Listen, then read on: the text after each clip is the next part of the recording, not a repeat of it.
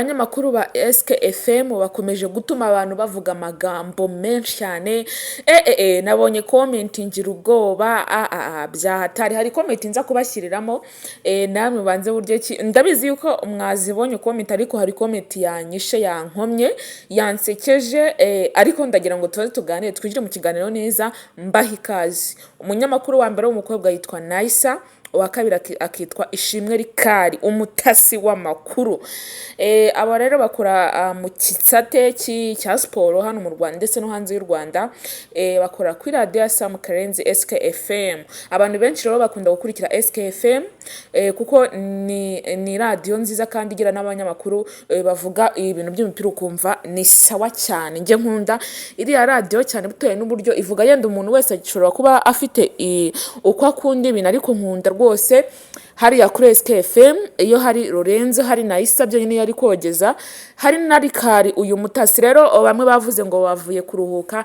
Iyo bavuye mu kazi bararuhuka, bakaruhuka mu mutwe, bakaruhuka mu ngingo zose z'umubiri, bakaruhuka ahantu hose kuko baba bakoze akazi kenshi. Rero abantu benshi bavuze kuko bose muri kubona yuko bambaye imyenda yo kurarana. Bambaye imyenda yo kurarana, bamwe barabyutse, abandi bavuye koga, abandi bavuye bra.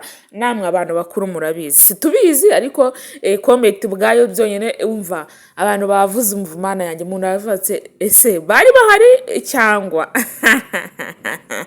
mbahaye ikaze rero mu kiganiro cyacu cy'uyu munsi. Twaje cyaje wese na yanjye, ndi umukobwa ubakunda kandi uhora ubifuriza ibyiza byinshi cyane. Niba ari ubwa mbere ugeze aha ngaha, kora wasanze subscribe kugira tutubana umunsi ku munsi mu biganiro byacu byose bitazajya bibasika. Mbahe ikaze kuri channel ya Dorise Hub.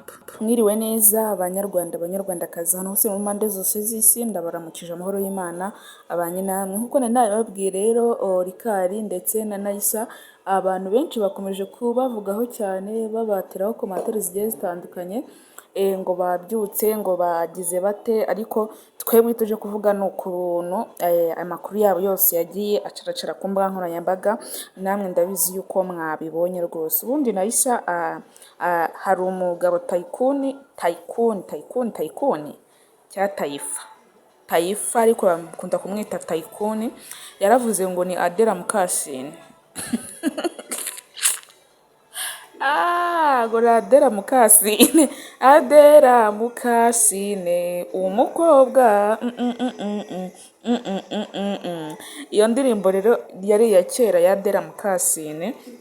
Rero yarambwiye ati agakobwa kaba kagiye ngo kigira ngo kajya gushinyika amenyo kuri bosi wako, ngo kameze nka Adela Mukasine. Ibyo bintu rwose byasekeje abantu cyane, nawe arabifiringa. Rero abantu bose bamuzi kuri Adela Mukasine, harimo n'abatari bamuzi, ariko bitewe n'uburyo Taifa yavuze ngo na Adela